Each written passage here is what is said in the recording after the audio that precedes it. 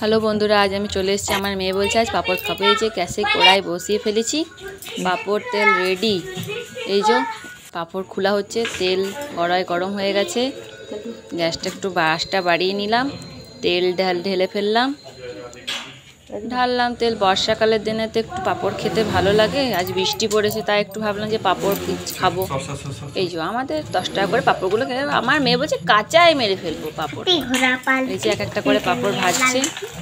পাঁপড়গুলো দেখো কত সুন্দর ফুলছে। কড়াইয়ে তেল গরম না হলে কি পাঁপড় ফোলে? এই যে তেল গরম হয়ে গেছে আর পাঁপড় ফুলছে। দেখো পাঁপড় কার কার খেতে ভালো লাগে আমাকে কমেন্ট করে পাঠিও কেমন। দেখো পাঁপড়গুলো কি সুন্দর ফুলছে। ওই যে এক একটা করে বাজছে পাঁপড়। পাঁপড় খেতে খুব ভালো লাগে। কে কে খেতে ভালোবাসো পাঁপড়? আমাদের বাড়িতে পাঁপড় খেতে সবাই ভালোবাসে। আমার মেয়ের ইচ্ছে হলো তাই পাঁপড়টা বানিয়ে ফেললাম।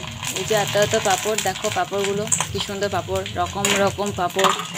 সবারই বাড়িতে এরকম রকম রকম পাঁপড় পাওয়া যায়। দেখো পাঁপড় আমাদের অলরেডি ভাজা হয়ে গেছে। বেশ রাতে একটু চা, সন্ধ্যের দিকে। আর মেয়ে দেখো পাঁপড় ঢাল নিয়ে রেডি। কি সুন্দর খেতে, টেস্টি। আমাকেও সাথে নিয়ে বলছে মা তুমিও পাঁপড় খাও। দেখো